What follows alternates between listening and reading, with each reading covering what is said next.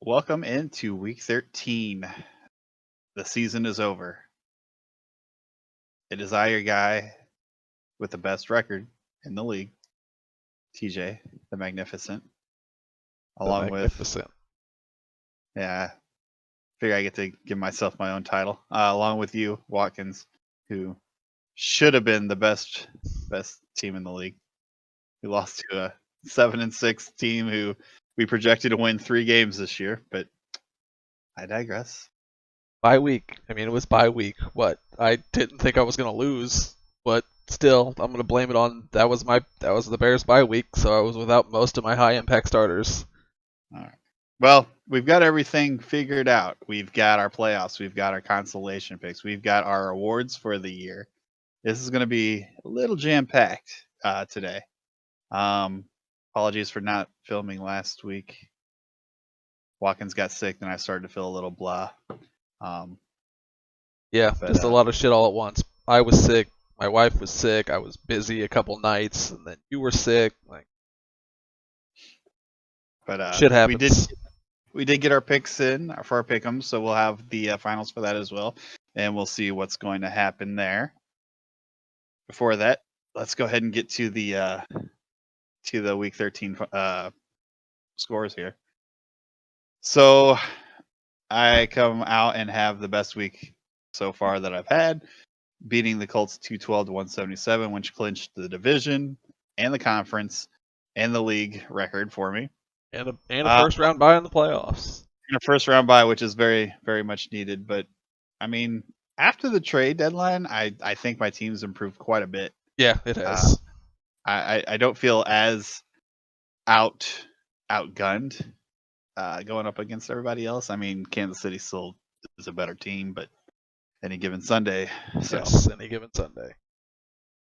Watkins, you lost by 30. It was really 20, but you lost to the Lions 150 to 127. Minnesota ended up beating the Packers 113 to 59 to secure themselves a wild card spot. Philly beat Washington 209 to 119. That secured themselves a wild card spot. Dallas won 175 to 88, scoring enough points to not only win them their division, but them the first round bye as well, barely beating out Carolina by I think like 30 points I think it was less on than that. yeah. So, uh, the Panthers did win their game, beating Tampa 146 to 83. So yeah, they won by 30 points. I think they were down originally 10 points, so probably about 20-point difference. Yep. We'll find out here in a minute. Atlanta won 157 to 86, securing a wild card spot. Seattle winning 231 to 128 over Arizona, clinching their division. San Francisco winning 149 to 109, just not making it. The only 8-5 team not to make it into the playoffs. Yep. Getting beat out by Minnesota by points by less than 100, I think. Yeah, it was like 90. Pittsburgh beat Baltimore 142 to 143. They had already clinched their division, though. 43, not 140, just 43. Just 43. Only beat them by 100 points. Bengals beating the Browns 120 to 65. Buffalo beating New England 120 to 85 to clinch their division. Miami beating the Jets 152 to 114 to knock the Jets out of playoff contention. The Titans beating the Texans 120 to 51. The Chiefs beating the Raiders 177 to 107, clinching their division. However, the Raiders still got a wild card with that loss. And then the Broncos securing a wild card spot, beating the Chargers 159 to 110. So that leaves Chicago, Minnesota in the north going to the promised land, Dallas and Philly going from the east, the Panthers and Falcons from the south, and Seattle is the lone rep in the west. In the AFC, it's a little bit different. You got Pittsburgh winning their division. They're the only ones showing up from the north. You got the Bills winning their division. They're the only ones showing up in the east. You have the Jaguars and the Colts going. And in the west, Chiefs, Broncos, and Raiders. All three of those teams are making it. It was let's see here. It was pretty crazy. So let's see. Dallas scored 23-34, the Panthers 23-14. So yeah, 20 points exactly. Yep. Crazy. And I'm sure SMA could probably look through the year and be like, only if I played this guy instead of this guy. Yep, just the one Just week, if I would have played this one player, I'd be the first seed. But that's all right. So, as you know, top 7. Well, as some of you know, the top 7 from each division make it to the playoffs. Top seed in each conference gets the first week bye. From there on out, it's the best record versus the worst record until we get to the finals. We didn't want to leave teams 15 through 30 out of it, so those 16 teams will be in a consolation bracket, March Madness style. So if you don't watch March Madness, it's basically already bracketed out. 1 through 16, or the one team plays a 16 team, 8 plays the 9, and so on and so forth. Make it a little bit more interesting. Whoever wins the consolation is going to get their money back from what from this year. So that way, you still have something to play for until you're knocked out. It's all in the Discord. The bracket's already made. Everything's in the Discord. It is. I looked. He's not lying. That does leave 2 teams, unfortunately, that we couldn't sneak in there because math doesn't add up. So the 31st, from here on out, the 31st and 32nd team, just be happy you had the first and second draft pick, I guess. And you get to get slaughtered by the people with buys. Yes, week yes. 14. And I will get to slaughter the Texans for the 3rd time this year, happily. So, after this, it doesn't really matter what lineups you set up.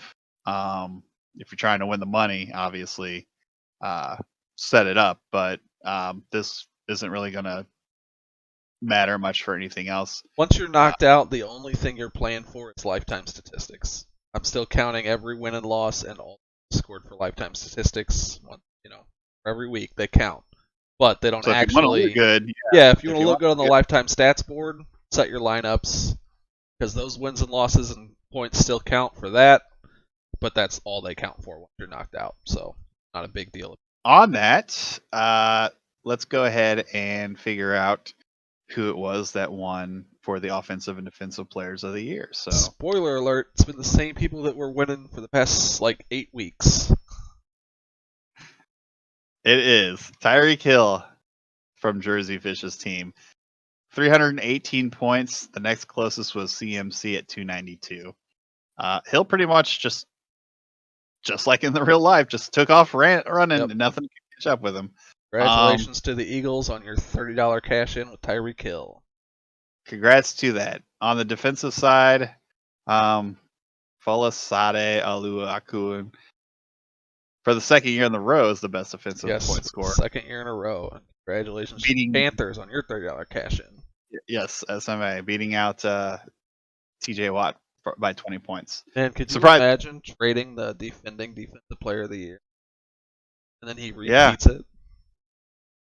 Yeah, I don't know who would do that. Oh, who would do I feel like they would probably have the worst trade of the year. Yeah, they might. Especially when you traded him for Xavier Woods, Jubba Hubbard, and a third. Hey, man. Scraps. Xavier Woods is a great player. Look at this. How many points did he score this year? 80.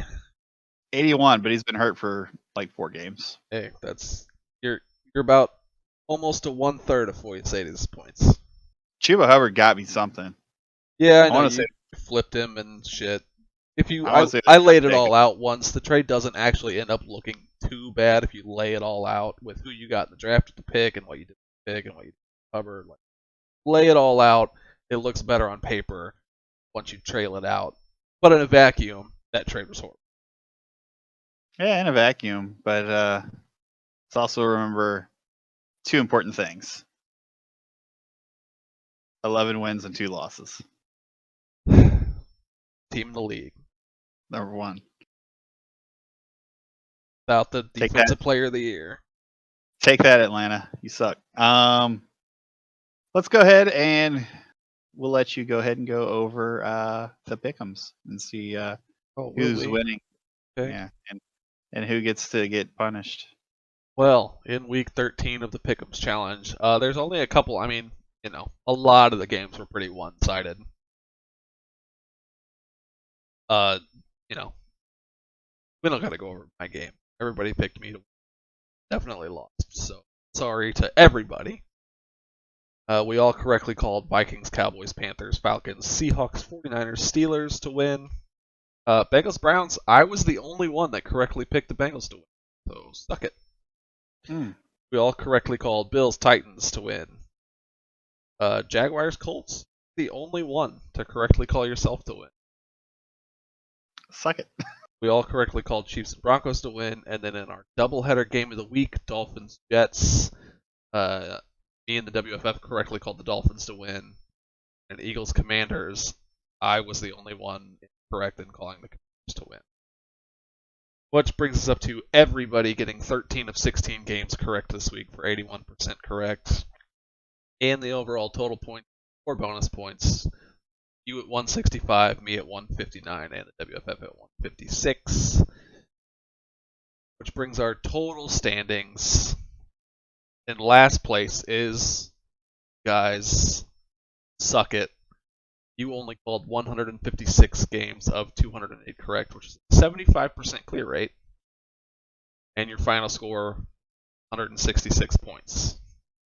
In second place, by 1 point. I actually only beat the WFF by 1 point. Me, I called 159 games correct, 76%, 167 points total. And in first place, with 165 games called correctly, 79%, and a grand total of 175 points, is TJ. Everything is just turning up me today. First place in the league. First place in the pick'em. Bullshit. Yeah, Watkins. So you got to shave your head and your beard. I know. Can't wait. I'm gonna do it tonight, so that when next week on camera, most of it's back. No, I will honor this punishment. I'm not shaving my head, by the way. I will buzz my hair, but I'm not shaving my head. I don't expect you to go bald. Okay. Yeah. I will just take a one blade to it. Yes, I will take a one blade to my hair, and I will clean shave for the podcast next week. I will do it like the morning of our recording. Yeah, look that like way. It's gonna be like bad. 12-year-old Watkins. I can't wait. I will. I have not been clean shaven in for 5 years at this point. Yeah. I actually buzz my hair semi-regularly, so that's not too weird for me. I like the really short hair with the long beard look. I've had a fade for a while, so it's still gonna look the no beard and the shaved head. I'm gonna look. Thankfully, my facial hair does grow back relatively quickly, so I'll have a pretty much beard. It'll just be a couple days. It's gonna be so bad. But yes, I will honor this to the best of my ability and do it like right before. That way, I look the most ridiculous as possible. Appreciate you. Well, I can't wait. We'll go ahead and we will go ahead. We will go ahead. We will do the season superlatives too. Nah, do you want to do that, or do you want to go over the playoffs first? Let's go over the playoffs first. All right. So, with the first seed being me, I get the bye week. The second seed in the AFC was Kansas City. They will play the 7th seed, which turned out to be the Vegas Raiders. The 3rd seed was the Steelers playing the 6th seed Colts, and the 4th seed and 5th seed would be the Bills and Broncos, respectively. So, your 3 games for this week are the Chiefs, Raiders, Steelers, Colts, Bills, Broncos on the AFC. You got just curiosity, just picks. Quick picks. Oh man, put me on the spot. I think Don't look at the lineups. Just quick picks. I'm gonna go Kansas City, Indianapolis, and Denver.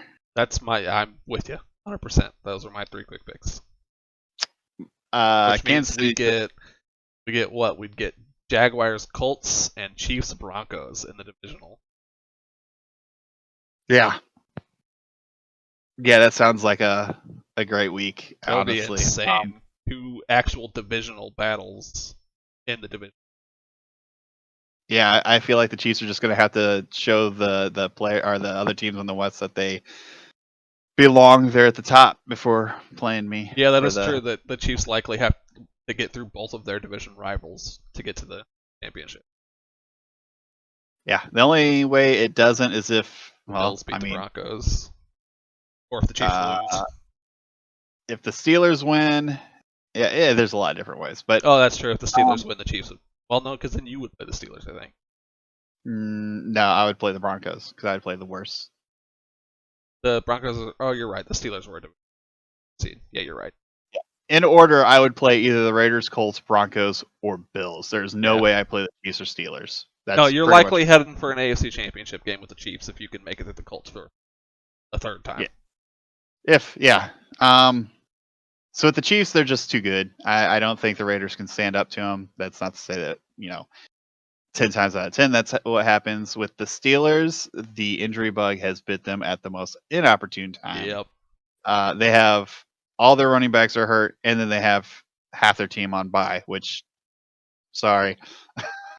Yeah, I mean, Um, when it comes down to it, it is what it is. Having the first round of the playoffs in Week 14 means that buys are going to happen, but the only other way to combat that is to have the Super Bowl week in Week 18, where competing teams are likely resting their stars. So either yeah, way, it's do we want to have players potentially on bye in Week 14 or the week of the Super Bowl? Clearly, yeah. this is the right answer. I can't remember if it was the council vote or the league vote. I think the league voted this though. And then Either way, that's the industry standard is to not yeah, have the Super Bowl in 18 unless you're doing a 2-week Super Bowl. yeah. And then with Buffalo and Denver, I, that's the one game that I think is 50-50. I think either team could win. Yeah. All right, NFC. NFC. We've got, there we go, Dallas Cowboys. There they are. All right, so they had the best record. They got the bye. So you've got Carolina, number 2 at against Minnesota, the number 7. The Bears at number 3 against the Eagles at number 6. The Seahawks at number 4 against the Falcons at number 5. That's crazy that the Falcons are the 5th seed. Oh. But I guess it's crazy that the Broncos are the 5th seed as well. So Yep. Yeah. So Carolina, Minnesota versus Minnesota, Chicago versus Philly, Seattle versus Atlanta. I'm going to go Carolina, Philadelphia, Atlanta. No, Carolina, Philadelphia, Seattle. Those are also my picks. Oh, you're not even going to pick yourself, huh? No. The Eagles are not who I wanted to see in the playoffs. I think I would have been okay with the Vikings in the wild card, or the Falcons in the wild card. I think I would have rather seen them. I think the Vikings probably are the worst team right now, just due to injuries and stuff like that. Just their team never gelled like we all thought it would. Philadelphia is a pretty good team. I mean, I think I've got a shot, but a couple of key players have to play very well, including the Bears, who, not exactly confident in the Bears playing a good game this week. They are playing the Lions, so those. And they are coming off a bye, so those division rival games they tend to be pretty good. So yeah, it's possible. So those are, even if I make it through this week, I don't think I'm making it through this week. So those are those are our picks. I guess we'll go to superlatives at that point. I'm just gonna read them off and put who the who you basically Watkins basically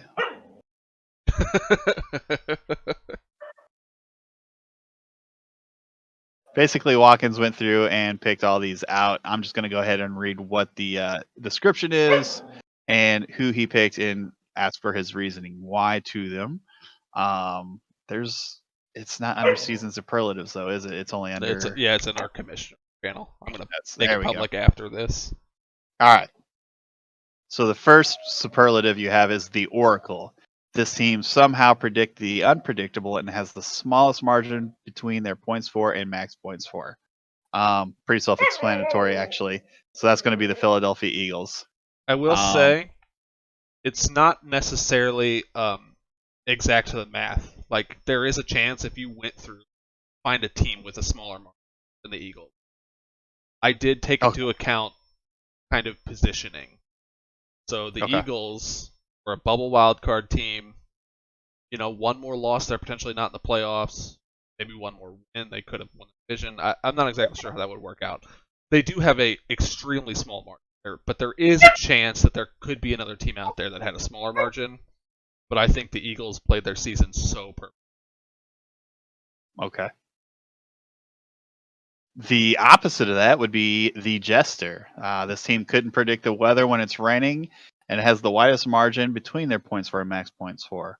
And a bit of irony with the whole raining thing, it's Miami Dolphins. So, Yep, that's um, again, I think there might be another team or two that also and clearly, if I was doing this to the math, the winner of this would be the Texans. They have like a 700 point differential because they started, especially at the beginning of the season before we really ironed out what they were allowed to do tank. yeah, They didn't start most of the people that should have been starting, so their margin was huge. But the Miami Dolphins, a team that could have made the playoffs if they had actually done better at setting the correct lineup every week, they had a pretty big margin. Their max points for puts them in like the top 10 of the league. Next, we have the Blessed or the Blessed, depending on how you like to say it. I prefer Blessed. Sounds cool. This team managed to ride their way to victory despite a questionable statistical spread. That's going to go with the Raiders. Yeah, an 8-5 team in a stacked division. Only 1,900 max points for, I think. They didn't even break or they might have broke 2,000 on the max points for. I think they only had 1,900 points for the season. Yeah, 1980 Still points made the playoffs, which they're the only team under 2,000 points in the playoffs. None of us expected the Raiders to be a playoff team this year. They're in a good spot for like next year and the year after that, which is scary that they still made the playoffs this year. Obviously, we don't think they're going to beat the Chiefs in the first round of the playoffs, but they outperformed what we all thought they would do. They are the Blessed, so who knows? Hopefully they do. To counteract that, we have the Unfortunate. This team had all the makings of a playoff team and the stats to back it up, but the universe had other plans. That goes to Washington, and I feel like that was pretty much the case all year for them. Yep. What did they end? 5-8 with like 2,400 max points, where they had over 2,000 points. We'd have to go back and look at their schedule, which is necessary right now. But I just look at that team on paper, and you're like, oh, okay, this team's probably a bubble wildcard team. Oh no, 5-8. Okay. Fun fact: they actually outscored in points for the best record team, which, by the way, if you haven't heard, is the Jaguars by 50 points. So they actually outscored the best team in the league. So 5-8 team outscored an 11-2 team on the year, and are 5-8. They are pretty. They are the definition of the unfortunate. Yep. Next we have the Unstoppable Force. This team had the highest scoring offense of the 2023 season. That goes to the Cowboys. So for this one and the defense one, again, probably not exact math. If you went and tallied up every single offensive player on every roster and figure it out, it might not be the Cowboys. What I did is I looked at the top 100 players in the side of the ball and tallied up who had what. So it's only counting top 100 players. I'm not gonna. I'm sorry, but I'm not gonna spend 3 hours tallying up every single player on every single team. It surprised me. I would have thought it would have been either Seattle or Kansas City. Honestly, Seattle came in. Seattle. It came down to Seattle and Cowboys. So again, if you tallied up every single player, there's a real shot that the Seahawks could actually edge out the Cowboys. But I'm not doing that. I'm just extrapolating the data based on the top 100 players, and it was the Cowboys. All right. Well, as you preluded, the Unstoppable Force is followed by the Immovable Object. This team had the highest scoring defense of the 23 season, and that goes to the Indianapolis Colts, and that doesn't surprise me one bit. Yeah, their I mean, a lot of people maybe thought this was going to be the Panthers, but it did come down to the Colts and the Panthers. Those are my final two that I was doing the math on as I went through it. Pretty much, I just started with like the top 15 players, through all the teams and the scores that they had into a spreadsheet, and it just kept going down. And as teams clearly started to fall, deleted, and it got down to the Cowboys or the Colts and the Panthers, and the Colts edged them out, but not by much. Uh, Next up, we have the Bruiser. It wasn't pretty, but this team rose above expectations and somehow managed to fight their way to victory. Not victory in the playoffs, but they did do a lot better than we thought they would, and that would be the Detroit Lions. Yeah, I wanted this to be different from the Bless and the Infinite because kind of a similar award. So I didn't want it necessarily to be about like how the Raiders battled their way into the playoffs despite their stats and shit. I just wanted it to be the Lions, who shouldn't have ended with a record but did. They are the Bruiser. Found a way to win games when they shouldn't have. The counteract that we got the Lost, almost like a higher power, didn't want this team to succeed this year, even though they had all the tools to do so. Goes to the 49ers.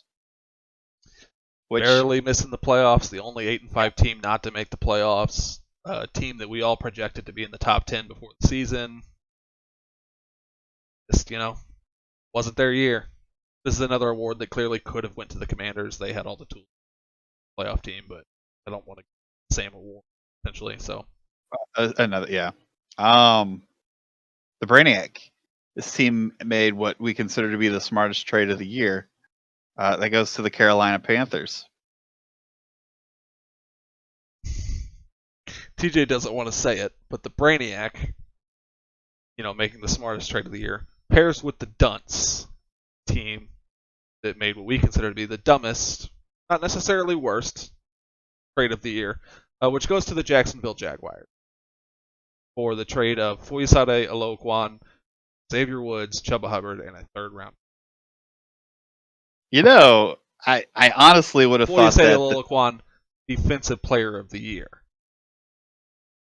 I almost thought that the Dunce would. I knew it was me. I almost thought when I read it at first it was probably going to be the Cisco trade. I also, that's another one that I don't love, but I didn't. It's to me, it's because Foyesade won defensive player of the year. To be fair, Cisco hasn't had the greatest of years. I love Andre Cisco though; it's so good. So, yeah, I think he's. But yes, there were probably a bunch of questionable trades. I made questionable trades. We all made questionable trades. I'm not trying to highlight, a bad trade in the sense to make somebody feel bad.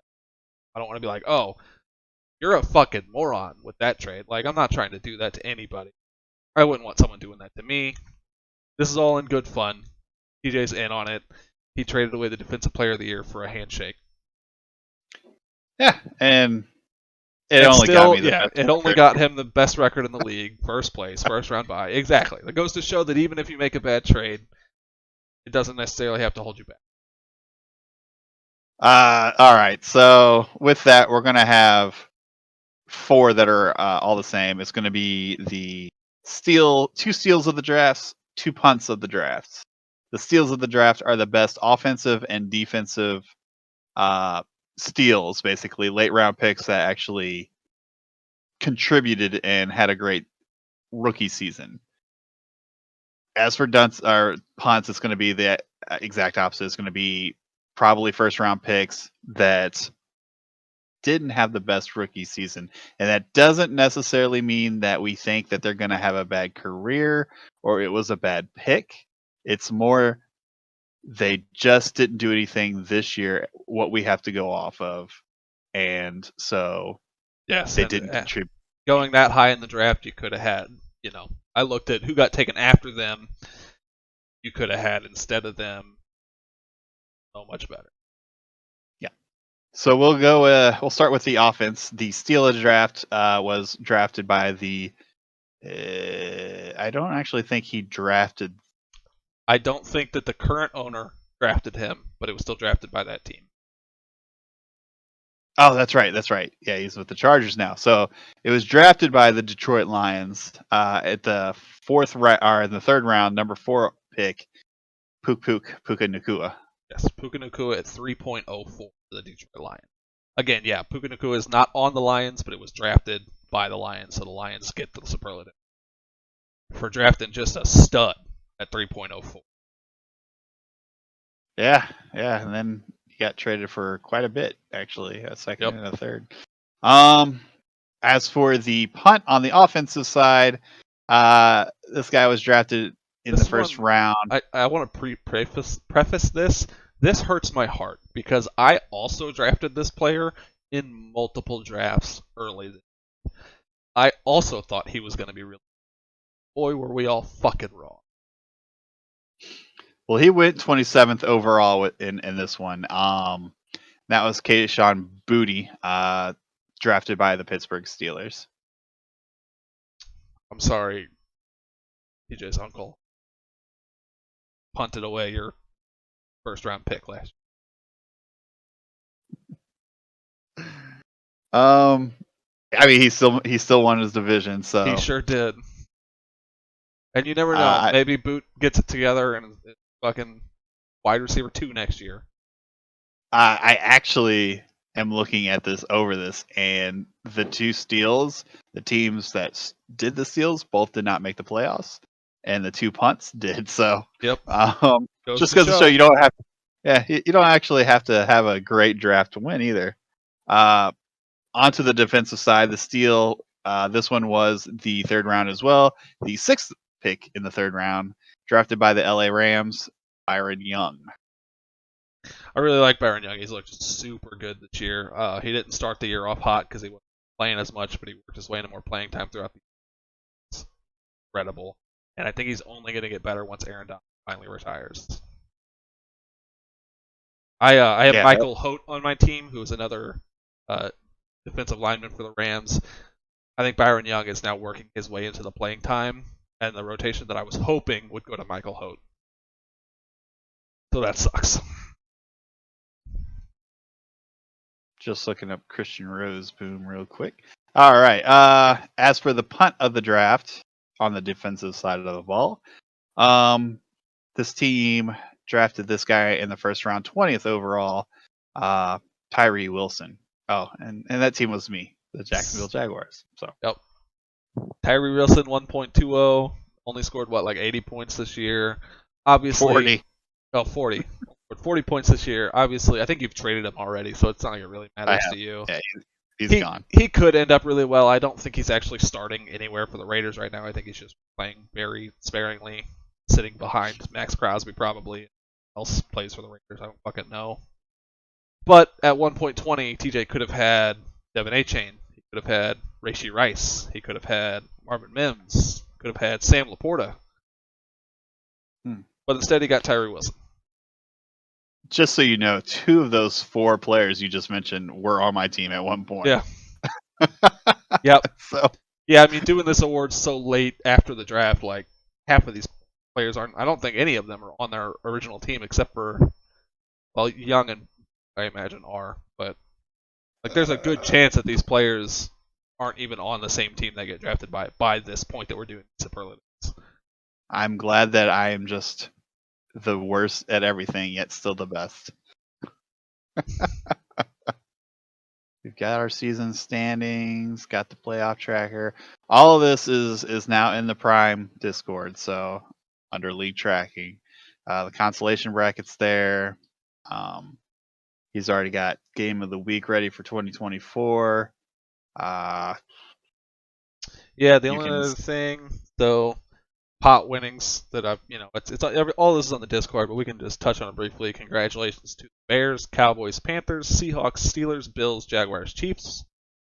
We all won our division, $20 each, get our money back. Philadelphia Eagles and Carolina Panthers for having Offensive Player of the Year and Defensive Player of the Year respectively. $30 each, get your money back plus bonus. Plus, if you're the Panthers, you won your division too, so that's $50 right there. And then, a couple weeks we'll know who gets the big money of $300 for winning it all, and Runner-up gets 100, and then our consolation winner gets their money back. The draft order, congratulations to the Green Bay Packers for locking up the first seed. Even Texans own that pick, so the Texans now own the first and second overall pick in the draft. Followed by the Chargers at third, Giants at fourth, Buccaneers at fifth, Rams 6, Patriots 7, Saints 8, Ravens 9, Bengals 10, Dolphins 11, Commanders 12, Browns 13, Titans 14, Cardinals 15, Lions 16, Jets 17, and Niners 18. Obviously 1932 will as the playoffs progress. I updated the lifetime statistics today. It has all of the players who made wild card updated, so we all have a little 1 in our column for wild card, and all the winnings are updated for division winners and offensive player and defensive player of the year. The Panthers have made the most money so far this year with $60. Tripled their money already just this year. Under lifetime stats, yeah. Yeah, look at that. I've technically doubled, but not really. Let's see. I need to get that 300. Give me that 300. If you haven't seen on either page, the schedule is set up for week 14 only. The correct person you're playing against. So who you see next to your name is who you're actually playing this week. Yes. And like I said, everybody except for the Jaguars, Texans, not Eagles. Cowboys and Packers. Cowboys and Packers have something to play for still. Obviously the Cowboys and Jags do. They just don't matter this week. So nope, you just get a free win. Yep. So set your lineup. Try to get your money back, and then apply it to the year after. So I guess the only other thing I could think of, the other big thing I did today was the entire 2020 schedule is out and on the Discord. And son of a bitch is my schedule so much harder next year. It's not looking fun. It's looking fun, but it's going to be interesting to see what our predictions are next year. That's for sure. It's going to be so much different. Because I think the first 5. Was it? Yeah, you play the AFC West next year. So you have to play the Chiefs and the Broncos. The first 5 weeks, I got to play the Chiefs, Colts, Broncos, and you. I'm pretty sure. Yeah. I think I only have one game where it's kind of like not that bad. You get week 5 next year. A mismatch up for the first time. Maybe that'll be a game of the week. We'll see though. Yeah, by week 5 we'll know. Kind of where I think. Yeah, I think the first 6 or 7 weeks are probably going to be stacked game of the weeks, and it looks like after that it's kind of like the cream of the crop will be up higher again, and then the lower teams will probably be down lower. Yeah, but we'll know. Yeah, the first couple weeks we're going to be picking game of the week, kind of just based off of maybe we'll get like a playoff rematch. We're not going to know. All right. Well, I think we've covered everything that you did today. Good job, Watkins. A lot. It took me like 2 extra hours to hit today. Can't wait to see you in a week to see who I'm playing and if you're still in the running. I don't expect to be, but we'll see. All right, man. Well, I think we're good for the week. Unless you have anything else you want to add. I don't think so. And honestly, this didn't actually, because we don't have to go through every game to make our pick'ems, this is not going to be really any longer than any other episode. Good. That means that next week we can actually do some deep diving into the remaining 8 teams. So the remaining 4 games? Yeah. I imagine we'll start looking a little closer, starting with once we get to the championship, probably go through the same way we do. Yeah, we might actually even look at the consolation as well. Yeah, since there's money involved in the final 2 teams there. So, all right, man. Well, I will see you in a week. Hopefully, you're still here with me. Yeah. Your hair won't be though. No, it will not. All right, guys. Tune in next week to see Watkins bald. It's gonna be great. See y'all later.